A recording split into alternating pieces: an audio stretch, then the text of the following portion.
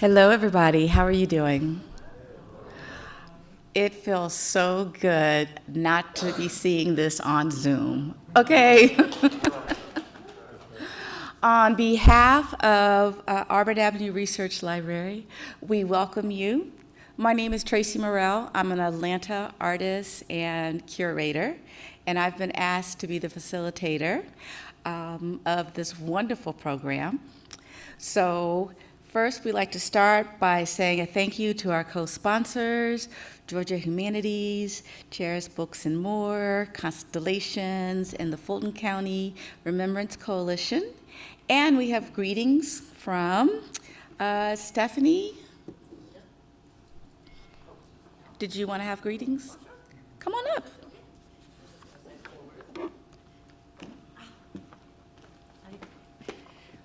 I will just say a few words to say thank you all for coming. I had the privilege of working with Winfred Rembert and Erin as a literary agent on the book, and to see this journey that they've made, and of the journey of Winfred's life with Patsy, is just an incredible and humbling experience. And it's every day I look at the book, I still think it's a miracle that he survived, that he found Patsy, that he found Erin, and that his artwork came into the world to testify, as somebody said, I can't claim the words, but called it artworks of clarion, witness, and reckoning. And they testify to so much love for his friends from Cuthbert, many of whom are here tonight, and Winfred is going to be smiling and laughing wherever he is, and joyous that you are here to spend time with Patsy and Erin and to celebrate this moment. And anyway, thank you for all the co-sponsors who made this evening possible, and for Tracy for hosting, and I think that's it. But and also to Bloomsbury, a wonderful publisher who knew from the beginning that they had to publish this book, and felt so proud to bring Winfred's story, voice, and work into the world.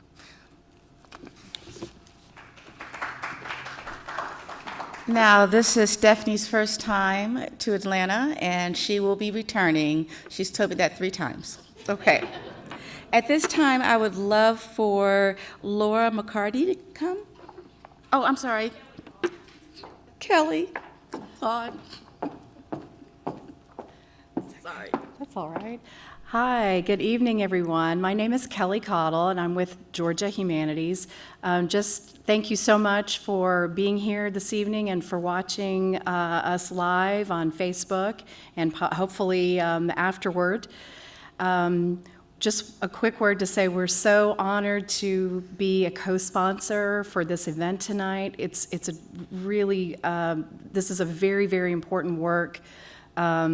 We're sorry that Winfred couldn't be here himself to tell us more, talk about how this all came together and more about his experiences.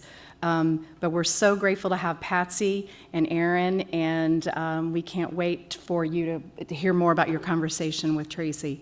We really also want to express our thanks to Morris Gardner here at the Auburn Avenue Library, who he was pretty important in making sure that this event happened tonight. So again, we're really, really honored to be associated with this event, and we look forward to doing more of these in-person conversations going forward. Thanks so much, and I'll turn it back over to Tracy. Thank you. Thanks, Kelly. And lastly, we have greetings from Allison with the Fulton County Remembrance Coalition. I would say her last name, but I'm afraid I'm going to butcher it, so I will let her do that.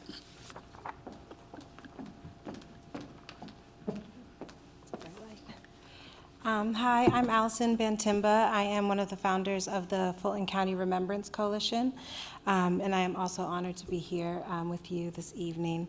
So what FCRC does, we are engaged in the Equal Justice Initiative's Community Remembrance Project to remember victims of racial terrorism and spark a dialogue to connect the history of racial terror to the legacies that it has manifested.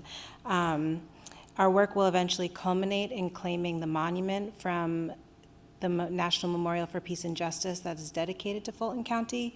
We are also working to install historical markers in remembrance of victims around the county. But when we began, Auburn Ave Library opened its doors to us and allowed us to have meetings and events in this space, and has also become the home to our exhibit of soil, jars of soil, which you can see in the other room. It has the 36 jars that we have filled from the sites of lynchings, duplicates of which are at the Legacy Museum in Montgomery. And which is the same place where I first heard Mr. Rembert's story and was deeply moved by just the resilience and survival of in his art and in his story. And so I read a quote of his when he said, "I want Black people to be proud of what their family sacrificed and how they survived. I want people who have lived in the South to talk about their history." And so I'm just really honored to be here and do just that with all of you tonight. Thank you. Thank you, Allison. So now we're going to have our conversation.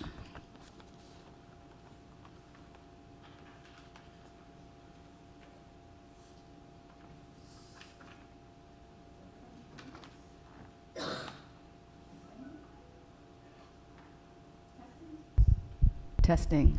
Hello? Testing. Ladies, it is such a pleasure to be here with you. I want the audience to know that I just received the book a couple of days ago, and I was able to finish it, and it took me on such a journey. And to be with both of you and to hear your words about the development of the book, as well as hearing more about his artwork, is just going to, this is an honor. So why don't we start with some words from the book? All right, we'll do that. We would like to share a few words from the preface that Winfred wrote. I'm going to read a few lines, and then Patsy's going to read a few lines. And here we go. Writing this book has been a lifelong dream of mine. Ever since I was released from prison, I've wanted to tell the story of me. I left Cuthbert, Georgia in chains. It was 1967. I got locked up as a nobody. Prison made sure I was still a nobody when, in 1974, I was released. Some people in Cuthbert never knew what happened to me. I want people, especially the people I knew, to understand what happened and why I spent 7 years on the chain gang.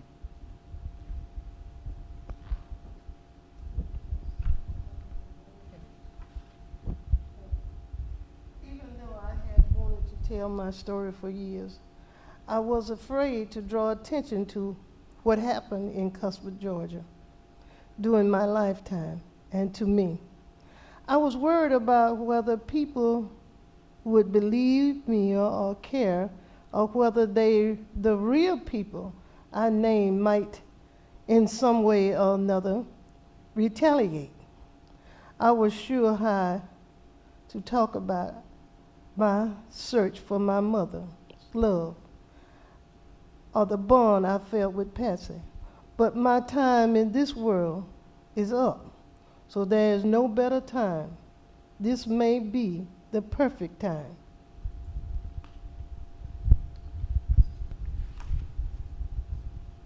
In reading that, I realized that Winfred had a lot of pain inside of him, and that he wanted the world to know the suffering, but at the same time, he wanted his family to know how deeply he loved them as well. Now, I think, Erin, maybe you should talk a little bit about things and give me a chance to collect myself on this. Sure. It's very meaningful to be here in Georgia talking about this book. It's our first in-person discussion of the book, and it's something we've been looking forward to for a long time. We wish Winfred could be here. He died about a year ago, but was very glad to know that his book was going out into the world.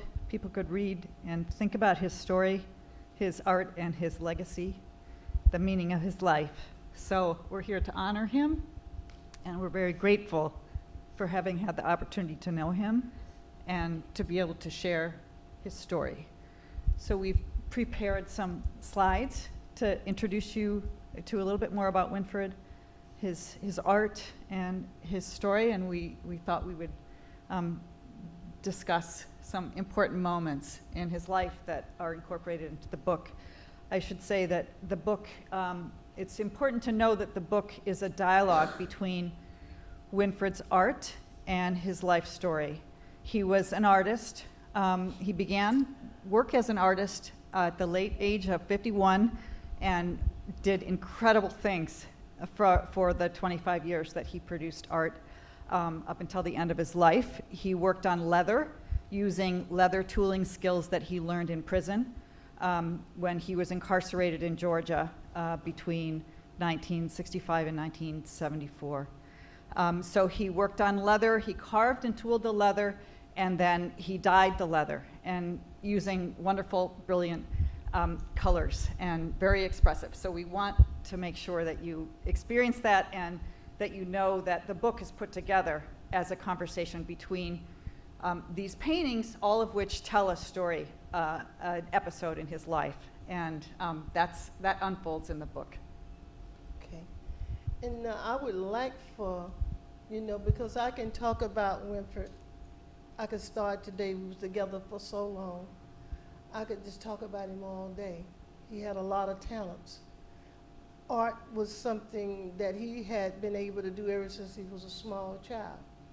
And I saw the patience, and I saw the technique that he could use, because he made a lot of things for his children. And I truly thought that this was something he needed to do.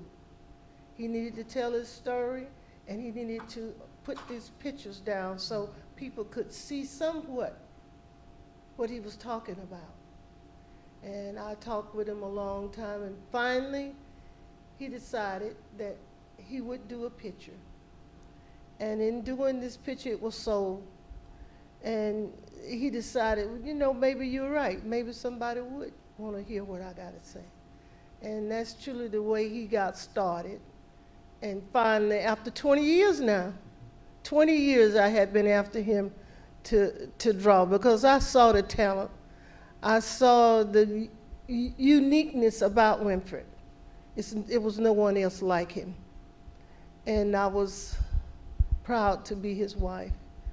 And I just want the world to know him, to know what he was about, and to know what kind of father he was, and what kind of husband he was, and how dedicated he was to his family.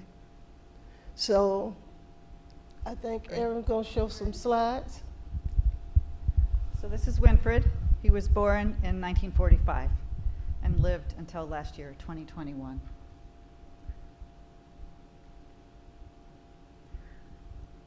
So this is a painting called The Beginning. You can see the texture on the leather, gives you some sense of the medium that he was working in. And maybe, Patsy, do you want to tell us what this painting is about? Now, this is a picture of Winfred being given away to his aunt, Lillian.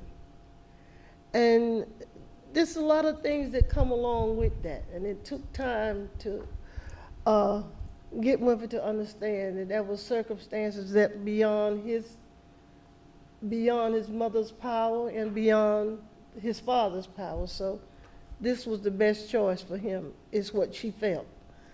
And that's Mr. JT, who he called Dad sometimes, but they call him Boy. That's his daughter, Lorraine, and that's his sister, another Lorraine. Both was named Lorraine. And she gave him to her great aunt because she felt that was the best place for him at the time. So Winfred's great aunt's name was Lillian Rembert, and she's the one receiving him in this picture. Yeah. And Winfred grew up in his early years with her, living in a small house on the edge of a cotton field in the vicinity of Cuthbert, Georgia, outside of town. And this is a painting called What's Wrong with Little Winfred? And the story behind the painting is that Winfred's sister Lorraine would take care of Winfred while Lillian Rembert, who Winfred called Mama, was working in the fields.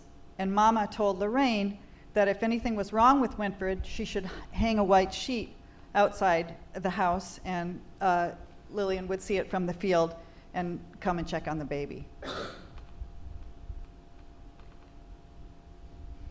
Now, when Winfred was a little older than that, not much older, but around 4 or 5 years old, he went out to the cotton fields with Lillian Rembert.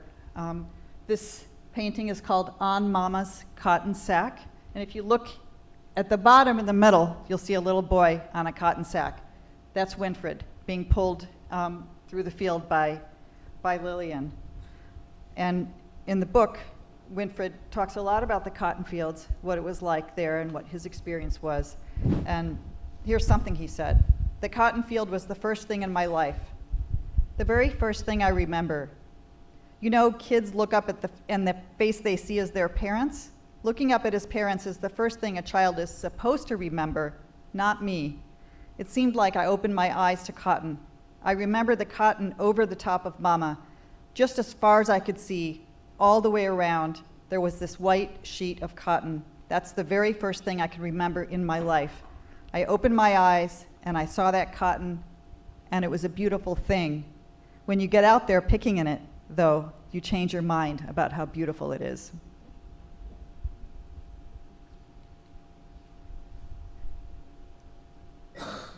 So I'll let Patsy talk about this because this is Patsy's favorite painting by Winfred. Yeah, this is a picture that I actually was in a field with a guy on a horse.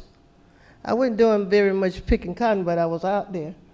And he did this picture for me. And it's a lot of hard work. It's a lot of hard work.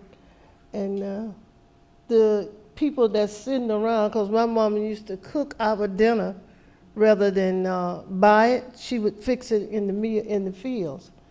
And I remember seeing this guy come through on the horse to check to see was we working or what we was doing, you know, just watching us. And he did this picture for me. It's beautiful. So are you in it, or it's just for you? It's for me. It wouldn't have been no good to put me in it because I wasn't doing nothing. But daydreaming. But I wanted that scene. I'm going to show a few pictures of the cotton fields to give you a sense of the range of Winfred's style Yeah. and his use of color and And movement. design and layout is all just Yeah. so striking. Everything flows.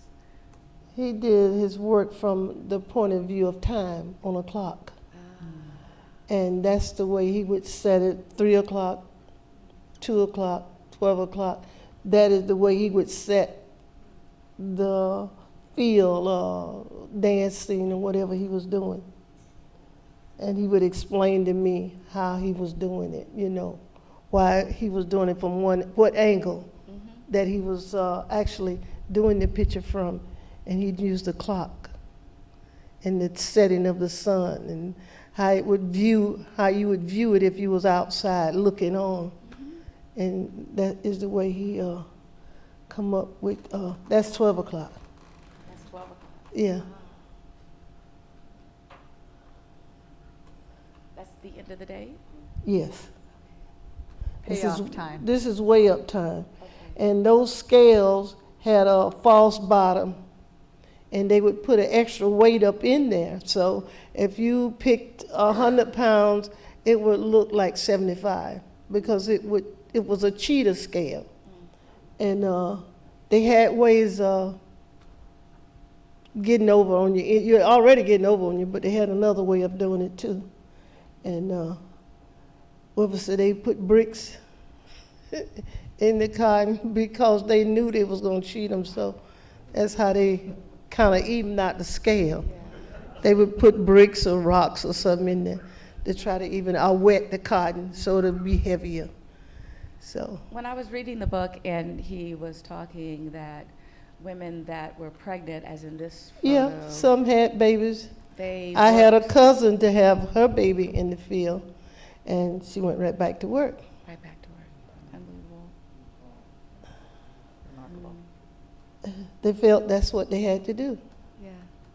And now this is a lady that Winfred knew, Mm-hmm. and he did a picture of her that he was small boy, but it was striking to him, and he said he took no notice to it. It didn't dawn on him until he became a man what she had done, and how horrific that was for her to be able to have that baby in the field and continue to work. Okay. So Winfred was taken out of school to pick cotton. He only went to school a couple of days a week and fell behind and didn't learn how to read and write. Actually, till later in life, he learned in prison how to read.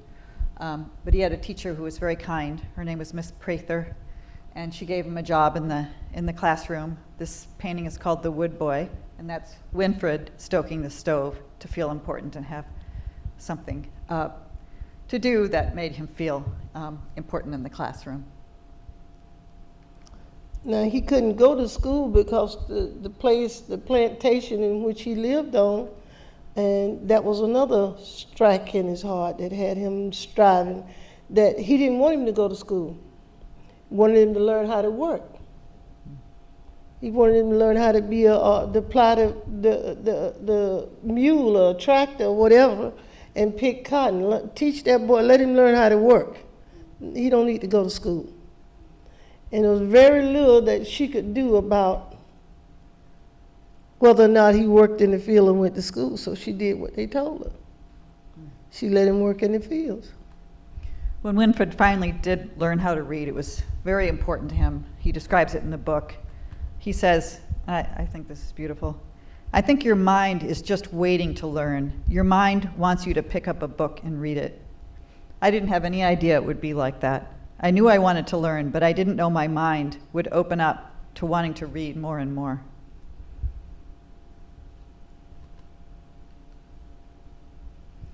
This is called the Curvy. It's a place where kids would go when they weren't in school, sometimes skipping school to go there. And Winfred had many playful and wonderful days there. I think with some people in this room, even. Yeah. He said that this was his release. Patsy, do you want to talk about this one? Oh, this is his favorite place, Hamilton Avenue. Hamilton Avenue. And he said you could go down on one side of the street all day and go into different places. This was an eye-opener for him. He didn't know that black folks had clubs or stores or they could run things, because he was out in the country part. So he had never seen this. And when he left home and decided that he wasn't going to pick any more cotton, he had a friend that introduced him to the pool room and introduced him to the town. And he talked about this place all the time. He loved Hamilton Avenue. And he loved the people that he engaged with and the people that he talked with. And he was a likable guy. People liked him. That was a gift. I think God gave him the gift of gab, and he used it. And he used it a lot. And so people just kind of sheltered him. They saw that he was a young man with no direction. He didn't have the father figure. What he was looking for was the love of a mother. And it wasn't that Miss Leon didn't love him. And it wasn't that she wasn't taking care of him, but he knew he had another mother, and he wanted her love. And I don't think he cared too much about receiving his father's love, but he wanted it deep down inside. He said, but he felt unwanted by both parties. And it took time to come about in his mind to know that that was not the case. It was just a situation. And he loved this place too. He couldn't go in there, but he loved looking, he said, peeping in the windows and looking at all the colors, the different colors that people was wearing. And he said he put that to like Harlem in New York, even though he had never been to Harlem. He said, but after he got to be a young boy and skipped off and went to New York a couple of times, he saw these different types of color, and it was intriguing to him to see these things. So you see, it's very colorful. These were really cherished memories for Winfred.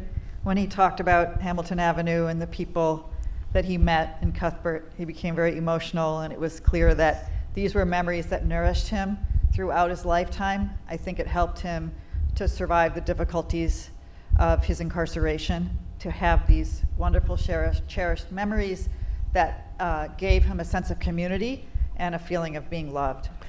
He had a dance group. I think it was 5 guys, and they just went everywhere dancing. And a couple of them in the audience here. Yeah, Punk over.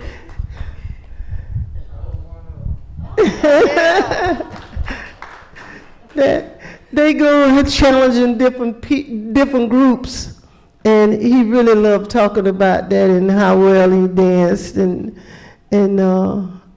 his next love was basketball, and he was fortunate enough to get 20 jump shots in a row without a miss. And he was good, but even after he married me, he took my 2 sisters and he would go play others because they were good too. And one of my sisters was wrong hand and even in right hand. She could use both of her hands as good because she was what they call it when they ambidextrous. And then the other one was just left-handed. But they were shooting the threes before they got popular. And so he would take my 2 sisters and they would go and they'd play basketball around different places. And when his boys started to grow up, he let them know he hadn't got too old to play. And he would play with them too. This is Ben Shorter's band. Ben Shorter was from Cuthbert, and Winfred knew his sons. And he was a popular swing, they had a popular swing band in the South, in this area at the time. Winfred was a big fan, and Winfred loved music. So Winfred got a job working in the pool room here in Jeff's Cafe, and this was when he began to develop a political consciousness. He discovered men meeting together in the pool room to talk about the civil rights movement. He got very interested in the civil rights movement, what it was about, and decided he wanted to get involved with it. So he decided to participate in some demonstrations in Americas. Do you want to talk about this one? Yes, I want to talk about it. Now, during this time, you know, the Army have tests that they give you in order to be in the Army. He couldn't read, but they took him in the Army anyway. And the reason and that I come up with reading they took him, he was just going to be a number because he couldn't read, and he didn't learn how to read until he was much older. And he was in the Army, and during the time that he was in the Army is when he got into the trouble. He went to a sit-in in Americus, Georgia. And there they was protesting for Charlie Hopkins that had shot into a crowd of white folks and shot some young guy, and because he was retaliating for them shooting a black boy earlier. And he went along on that's where he first got in his trouble. He went along on the protest. And it got out of hand. He took a car and escaped from that situation, just run into another one. He was running down this alley, And these guys was coming behind him, and he saw this car, and he jumped in it and took off. He said instead of getting rid of the car, he was riding around in it after he left from America's, and the police pulled him over, and they arrested him. And at this time, he was in his early 20s? Yeah, he was about 20, 21, Okay. maybe, no, 19. And they arrested him. And they kept him in jail for almost 2 years without a trial, without any kind of legal representation. And he got upset. And now before I get into this, I want to make sure you understand, Winfred held no animosity in his heart for the things that was done to him, but I did. I was angry because of the things that happened to him. But he said that he was willing. He was willing to go through whatever. He just wanted somebody to know where he was, and they didn't let the army know where he was, and they wouldn't let nobody come see him. And he got frustrated, and he stopped up the John in the stale and flooded it. And once it got flooded, the deputy sheriff come back in the back to teach Winfred a lesson. And Winfred said he was ready and willing to accept the beating that he was going to get. He just wanted somebody to pay attention to what was going on. But he said after he kicked him, I think you got the slide, yeah, after he kicked him in the mouth and the blood came out, he could no longer bear it. He had to fight back. And he ended up with the gun.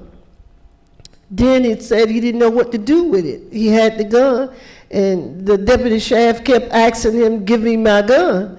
And he decided, no, I can't give you the gun. So he locked him up, let out some more guys that was there, and then he got in, coming down, he saw the deputy sheriff's wife who had come, because the jailhouses in the South was connected to the jail. So when she was coming into the jailhouse, he was trying to get out, and he saw it, he just took off. He got the keys to the deputy sheriff's car, which was left in there because nobody take the keys out of the car in the South. And he took off in the sheriff's car, and he had the gun still. Now, when I tell you this part, this is the part that I've had to, and I hope you can understand, I've had to pray real hard to get it off my heart. He went to some most civil rights people whom he thought would help him. The husband had left the house and went to the store. The wife invited him in, and she asked him where was he coming from. He said, I just broke out of jail. And he said he didn't have no shirt on. And she made him comfortable, told him to come on in, gave him a cup of coffee, and he was sitting there, and he realized she was gone. He was calling, and she didn't answer. She went in the next room and had called the police and told them that he was there. And it hurts. He got a beating. He said they beat him so much until he had no feelings. He couldn't feel the licks. They had beat him so much until he just went numb. And at that point, he thought he was going to die. He thought he was going to die. Later on, he took us to this house. I've been there several times. But my reason for going was not honorable. I was hoping that she was somewhere in the area, because she didn't have to take him in. She could have told him, go on, you know. You can't come in here. Why have him think that you're going to help him? And then call the police and let them know, and a mob of people. He had scars in his head that they never would go away. He had a scar in his hand where a stick went in. I don't know how he learned to work his hand after seeing where that stick came out of his hand, but he managed. He had a scar in his head from here to there where he was hit with the butt end of a shotgun. And he was just lucky it didn't hit him lower, because it would have blinded him. All these things happened to this man, and he still had no hate in his heart. And I think he was a special person for that, because I'm still a little upset, and I hope y'all forgive me. I'm a little emotional sometimes when I talk about it. I'm trying to get the story out there, because Winfred's story was not just about him. His story told a story about how young black men were being treated, and what was said to them when they was about to lynch him. The things that was asked, he was asked. Different things that's, I guess they're in the book too.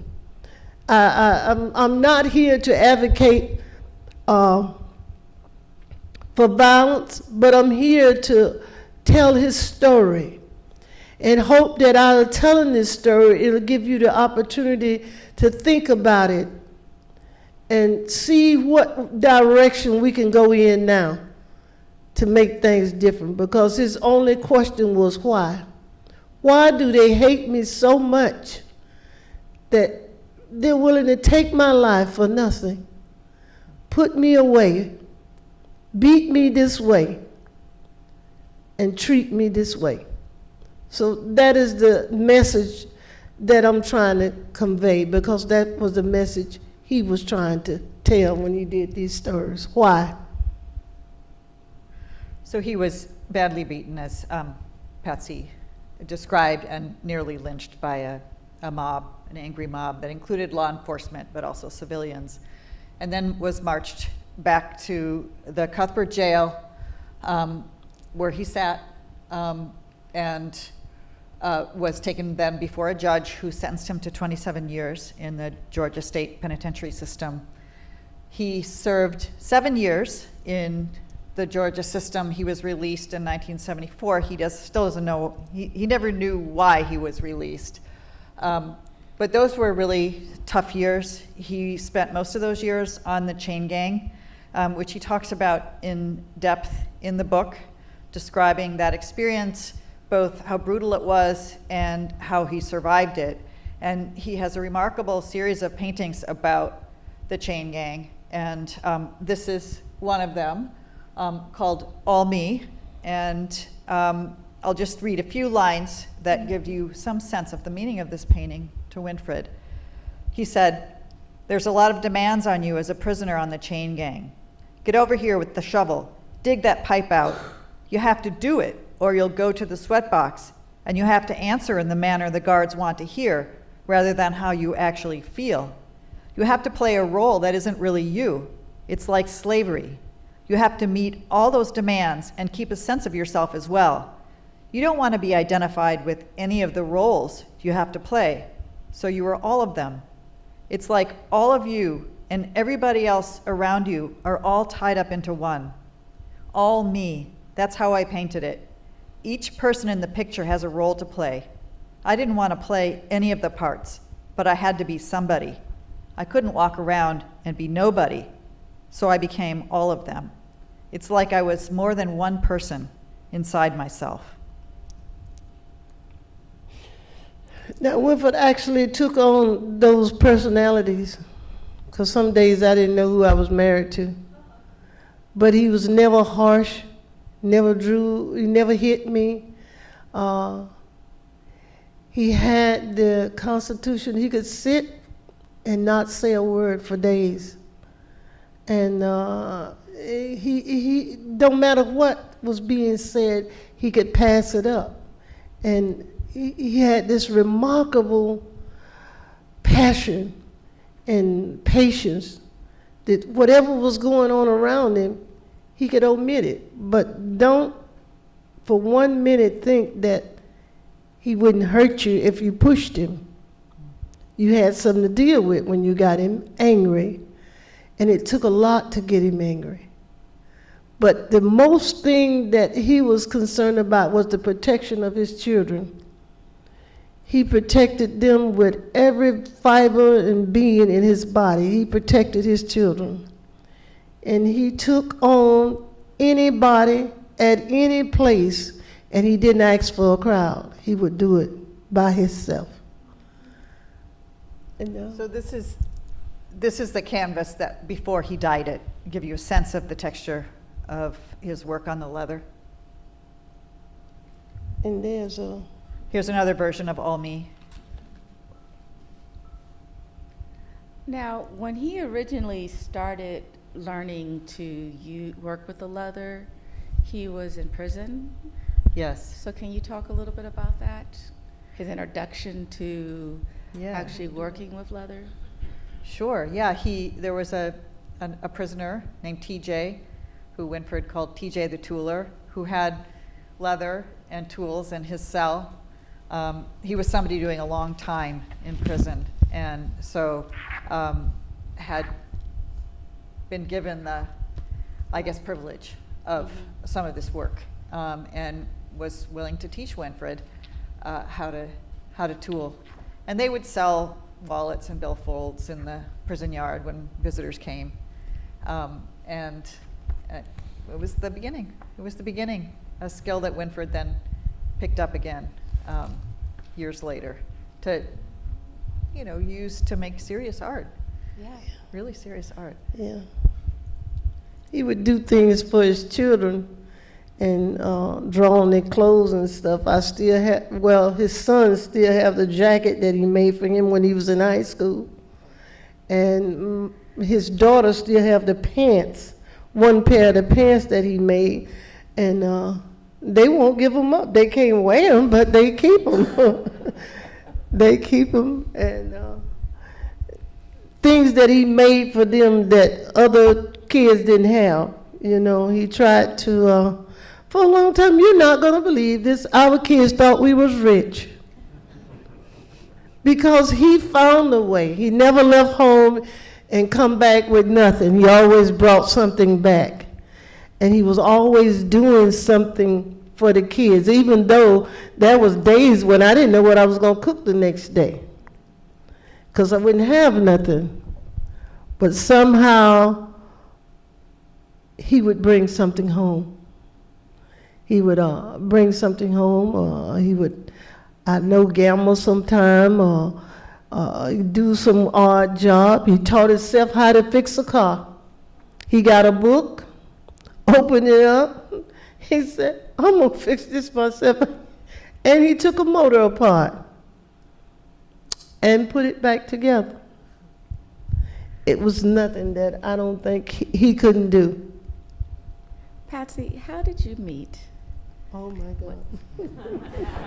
Here we go, Patsy. The short Here's version. your slide. The short version. Well, now, Winfred saw me as a schoolgirl. I was 17, going to turn 18 that year. And he would go around the school bus, he'd pile dirt up in the road and stop the school bus. And he would say, come on, girl, write me, come on, write me. And I wouldn't say anything to him. So finally the bus driver told me, said, why don't you, even if you ain't gonna do it, just tell him, because he's making me late every day. And he walked up in my yard one day and I ran from him. I ran the house and I told my dad, I said, it's a prisoner in the yard. And he come to the door, he said, sir, it's no trouble, I just want some water. And my mother, being the type of person she was, she said, well, son, y'all working down there on the, he said, yes, ma'am, we working on the bridge. We gotta try to fix it so y'all can get in and out on this end. So she said, come up here at 12 o'clock every day, and I'll fix y'all dinner. And that's how he got a chance to talk to me. But I was sneaking to see Winfred. Once I got a letter from him, I would write him at night, mail it at school, beat the mailman when he come to drop off the mail. I got home at 3 o'clock, the mailman run at 3:15. I would get the letters, go down in the woods and read them, and I would go on Sunday to my grandmother to comb her hair because she lived below the chain gang. And I would ask her, can I go to the store? She said, yeah, baby, you can go bring me a Neon orange back. I said, yes, that orange soda would be hot. Because I would go to the store, then walk all the way down the street to the other end and come down to the camp. Me and my partner in crime. My girlfriend would go with me out there because I was scared to go by myself. She would meet me, and we both would go out so I could see him. And I did that for about a month. And one of the guys that was coming to see me decided that my mama sent him over to pick me up from my grandmother's house, and I wasn't there when he got there. So he looked down the road and saw me, because it's a clear road, and he come down behind me. He was trying to get me to get in the truck with him. I said, no, I ain't getting in the truck with you. He went back and told my parents I was going to the camp. That's how they found out that I was going to see Winfred. And from that point on, we wrote each other. But my father told me, you're not going to believe this. My father told me, he said, I'd rather see you dead than to see you stoop so low. How can you be going out there? But guess what? He read one letter that Winfred wrote me and took me to see him. So that's why I said it was a divine intervention that Winfred and I got together. But he read just one letter, and he told me, he said, I got to meet this guy. I got to see what my brothers went and interviewed Winfred. They went out to the camp. They had to interview him. And my oldest brother come back, and he said, Dad, said, I don't know, sir, but I know one thing. She'll have a man. She won't have no boy. And so that was, that was all I needed to hear. So this is Patsy's yard. The scene Winfred saw when he was working along the road and came up and asked for that glass of water, with Patsy scrubbing clothes on the old rub board and her parents working in the yard. Yeah, but that day was nobody in the yard but me. And when Winfred was released from prison in the summer of 74, he went and straight to Patsy's 2 days house. before we married. And some months later, they got married. And this is just before they got married on the road outside of Patsy's house, it's 2 just days. outside of Ashburn, Georgia. Yeah. Their That's in love story Rochester. is an amazing part of the book, I think. It's a very deep love story, very tender. And Winfred had a lot of just very loving things to say about Patsy. He says this, he says, I loved Patsy. I don't know how that worked out like that. I don't know how I was able to show my love for her and be convincing. How was I able to be convincing? I'm locked up behind bars and she's free. She's free. I convinced her to wait for me, just through letters. I tried to convince her any way I could to wait for me, and it worked. She waited like she said she would. 4.5 years. 4.5 years I waited. I always wanted Patsy to know how much I care about her. It's just that I'm old now. I can't sing her the songs like I used to. We used to go fishing out on the river on a little boat that I rented. While we were floating along fishing, she wanted me to sing songs to her. I'd say, Patsy, that'll run the fish away. But she didn't care. She wanted me to sing. So I sang every song I knew. And sometimes we'd sit on the rocks at the banks of the fish creek, singing. Yeah. That was beautiful.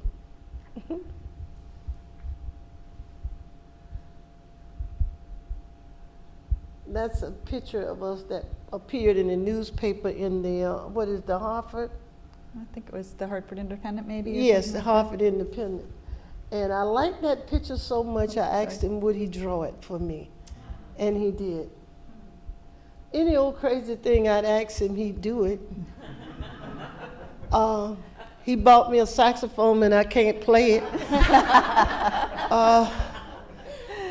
Just whatever I asked him for, he would do it. He would find a way to do it. He bought, and my kids, I had a saxophone, I had a trombone, I had a flute, I had the accordion, I had a piano, I had a keyboard. So I had a drum. He had bought our youngest son a drum set, but I wanted my own drum. And I got a harp that I carry around with me now that he bought. None of these things I can play. None of them, but he bought them for me anyway. He said, well, if you want it, I'll get it. And he'd do that. He'd buy me whatever I wanted. There he is. That is that. Oh my God. I love you, honey. I love you. That was. So there's so much more in the book than what we've seen the paintings too, and we don't have much time. But I do want for you to talk about how you became involved in the project. Sure, I'd love to do that. I saw Winfred's paintings of prisoners, and I thought they were just incredibly striking, creative, and deep and interesting. And I was writing a book about criminal justice at the time. I'm a philosopher. And I became interested in the story behind the paintings, especially when I learned that he had been incarcerated. So I arranged to meet him and to interview him about the paintings and get to know him a little bit. And I stayed in touch with him and learned from a friend of his that he was interested in telling his life story. And he asked me whether I would be interested in helping him. And I was interested because I wanted to hear his story so badly. What I had heard was just so amazing. I mean, he was so just open and reflective and had really been through a lot in his life that I wanted to learn about, to hear about, and to think about. So I got to know Winfred and Patsy. I went to their home every couple weeks for about 2 years and recorded Winfred talking about his life. And then I wrote up the interviews, selected parts of them, arranged them into chapters, and I took them back and read them out loud, and then we'd talk about them, and he would go into more details. And so we did a lot of reading out loud and discussing. And over time, A lot of facts finding to see. Yeah, we did. We talked to other people as well. We did some research, and the book grew and became this. It became this. It was wonderful.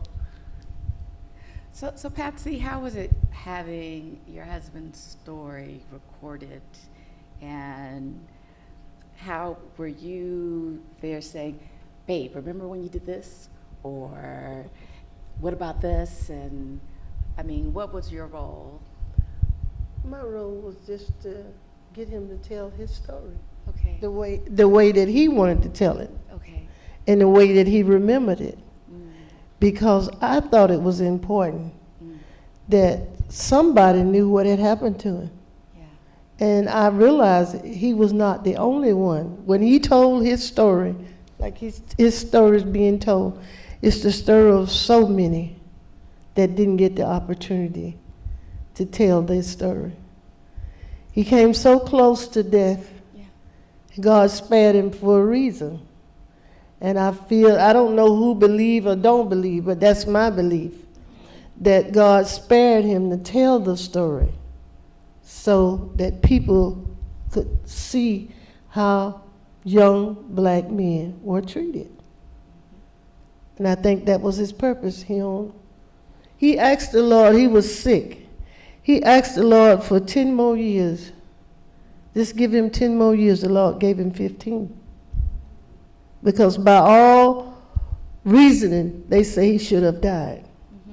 But the Lord granted him what he asked for and more, to give him the opportunity to finish the work and to do that picture on the railroad track.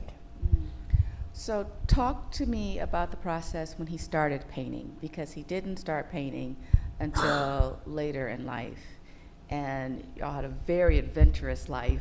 Oh, he made pocketbooks. I had pocketbooks, and he made pocketbooks for his sisters, and he made pocketbooks for me, and he sold some. When we was in Rochester, when we come to Bridgeport, then it kind of fell off because people didn't want to pay what they was worth. And at this time, he was getting like $40 and $50 for a purse. And when he come to Bridgeport, they didn't want to, when we moved to Bridgeport from Rochester, they didn't want to pay but $10 and $15 for all the work that he was doing. But guess what? His pocketbooks goes for $3,000 now, if you want one, you know. So they went from $40 to $3,000. So I told him that his work was important, and that he had good work, and that it was just as good as Gucci. He said, I'm biased because he was my husband. I said, no, honey, God bless you with a talent. And I feel it, because he got no formal training in nothing that he did. And it seems that his guardian angels were making sure that he met the right people Each to time. get his work out there. Because when I was reading it, I was like, what are the odds that this opportunity would come at the right time? I mean, y'all are really going to enjoy reading the book. We have around 20 more minutes left. Are there any other questions out in the audience? Yes. Well, I have two questions. One is, could you talk about the title of the book, Chasing Me to My Grave? And could you also talk about how one of Winfred's pieces came to be in the collection of the High Museum here in Atlanta? Ah. I don't know. I don't know how I got that. Somebody bought it. And that's all I know. I think somebody bought it and they donated it. They got it from the Allison Gallery. Yes, and The Addison Galleries in New York represented That's who they Winfred got for it a long from? time.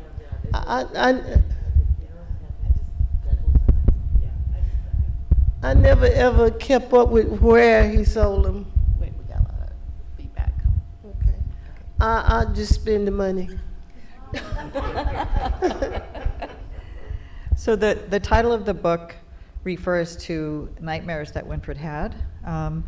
He was traumatized by some of the experiences that he had, the difficulties, you know, and it was traumatic. And so he would wake up in the middle of the night sometimes. I mean, Patsy can talk about that in more detail if she wants to, but he said he thought they'd be chasing him to his grave. He was... Yeah, he didn't.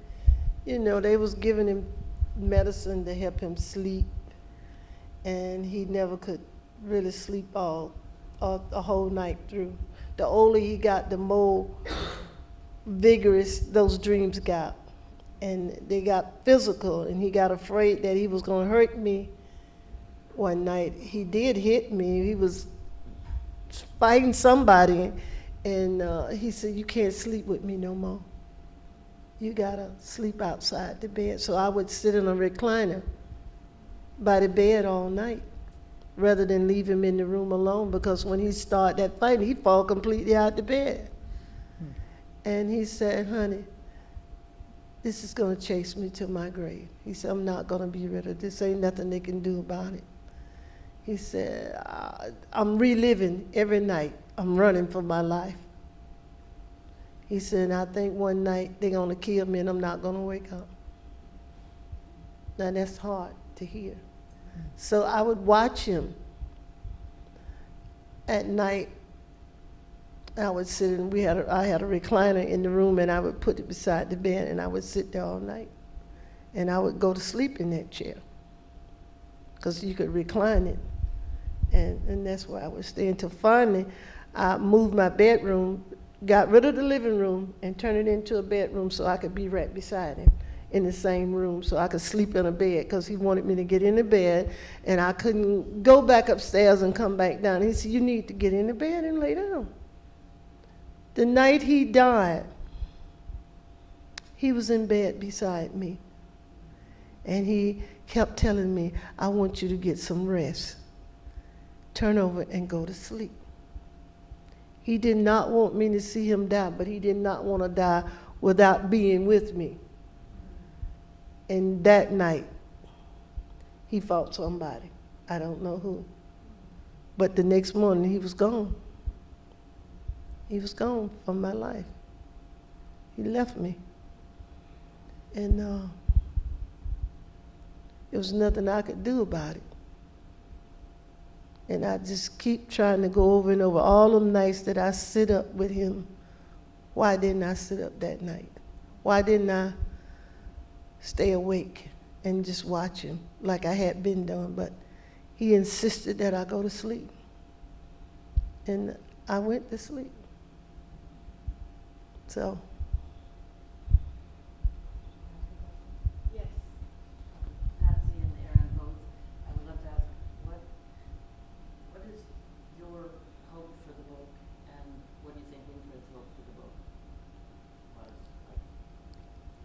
Well, he said that he hoped that people would read the book and that it would be an education to them, that you don't look at a person for the color that they are. You look at them for the content of their soul and their character.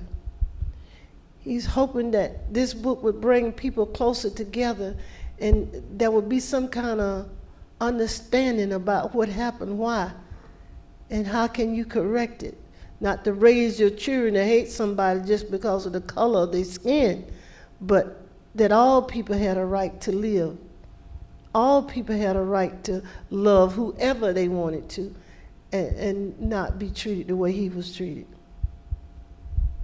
I think he wanted people to think seriously about some of the truths about American history and their relevance to today, and to recognize what many people lived through, the suffering that people lived through, and the strength that they had to survive and to fight back and to resist and to try to make things better and to take care of their families and to be in a community with one another. And he wanted to remember that, he wanted to celebrate that, he wanted to commemorate that, and he wanted to educate people to know more about the not so distant past, which he lived through, just not so many years ago.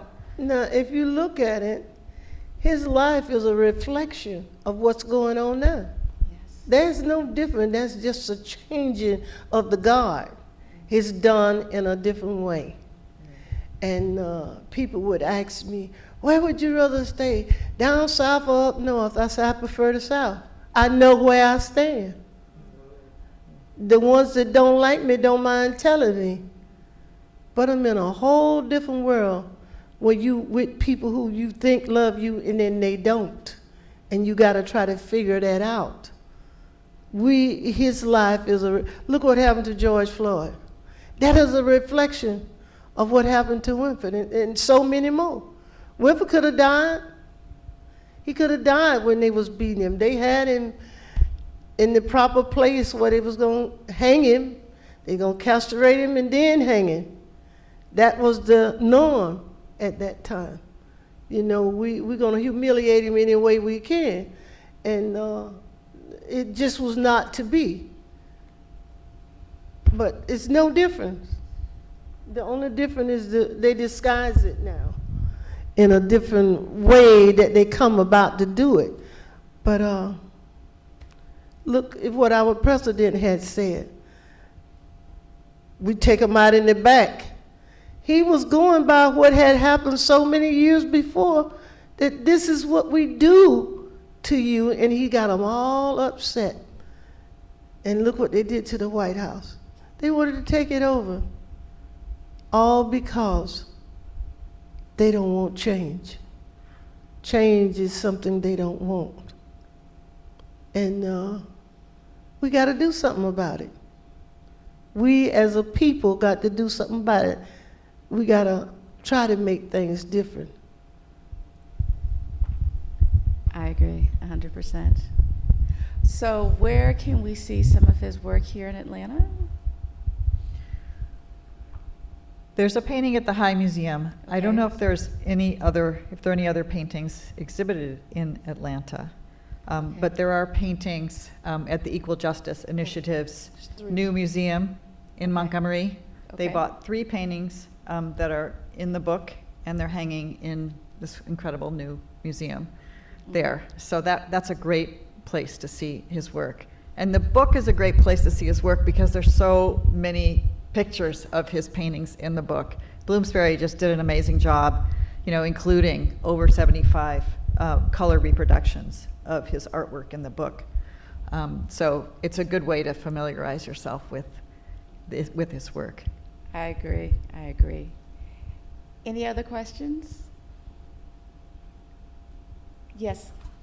So I just like to know, over the course of the years that you listened to his stories, heard his story, and wrote it, what were some of your most important takeaways from his stories, and how did it change your outlook on the world then when you wrote it, and now that it's out and all these new things are happening in our world?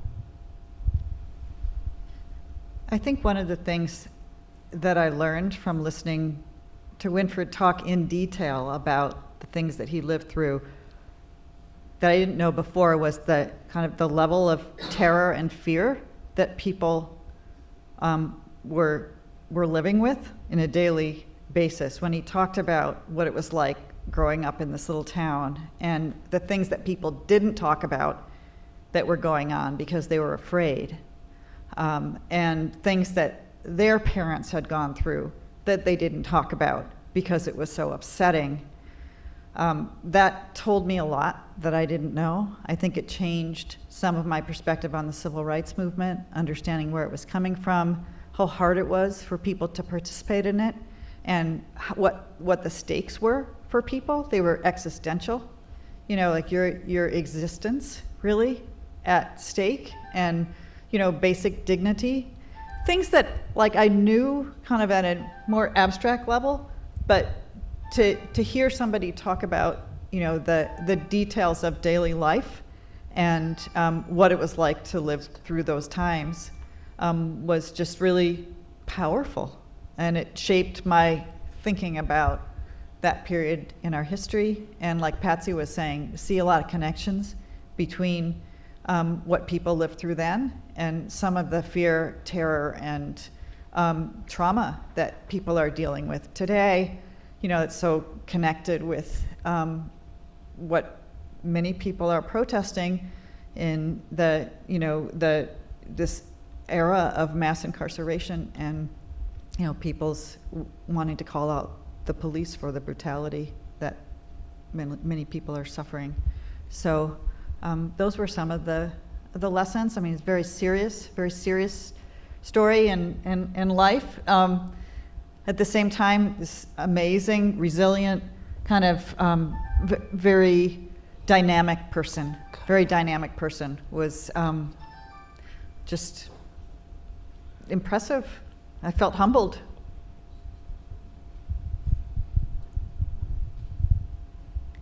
Yes. This was such a sacred evening. Thank you so much. My question, what do you think young black men today can learn from Wilfred's example, his experience, and what do you think he would want to say and share to young black men? Well, the first thing is learn all you can learn. And when things get hard, don't give up. Things could change for you right around the corner, but you stop just before you turn the corner. So that was his message. Don't give up. Keep trying. Keep knocking on that door until somebody opens it. Don't give up. That was his message. Is don't give up. Keep trying. Erin, did you want to answer that? Add to it? I think Patsy said it well. When she was speaking, I thought of her, though, and the support and encouragement that she gave to Winfred, who, even though he was a fighter, he did get really down sometimes. I mean, it was very discouraging sometimes for him to deal with the obstacles of, poverty and unemployment, the difficulty of getting a job with a prison record. It really, a lot of obstacles. And this woman was there by his side and never criticized him, just helped him to always pick himself up and go out and do better. And I just think it's an amazing love story. This is an amazing person. There's a chapter in the book about her story in her words. When I got to know her, and I was deep into the book with Winfred, and had a chance then to talk with Patsy, and I thought, oh, this has got to go in the book too. I mean, her perspective, her voice is very powerful. So, he had a message, she was backing him up. They had a message together, really, to their kids and their community. She did a lot of work with young kids in the neighborhood to support kids who didn't have parents that were able to support them in the way that Winfred and Patsy were able to support their kids. So I just wanted to say that. It's a bit of a tangent from what you were asking, but I think it's really important to recognize her role in Winfred's story and the strength that she gave him. Winfred is not here, but there's a song that I'd like to sing that he would remind me. Now, I'm not nowhere near as good as he is, but I'm going to do my best to just give you an idea of the connection that we had. The love of God guide me along my way. The love of God will never let me stray. The love of God, every time I'm weak, He pick me up and make me strong. The love of God will never let me stray. The love of God will always be there for.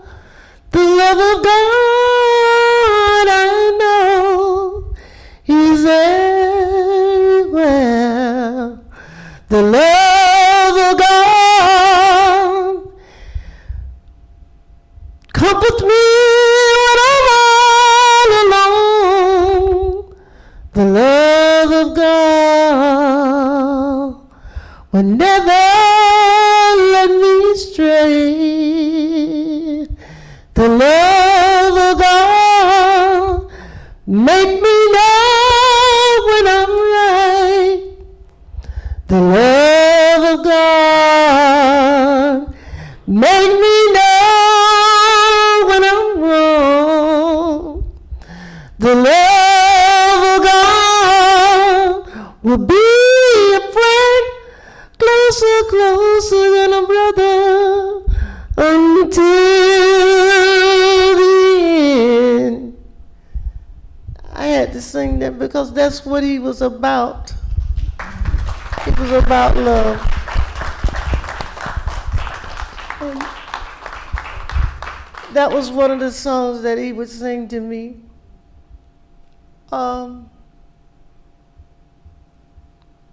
Trying to make me see what he felt.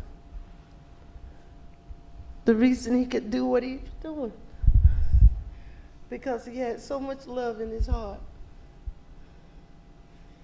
And I'm so proud of being his wife. I really am. I don't think there was nobody else in the whole wide world that would have or could have been my husband, but him. Got enough. Thank you.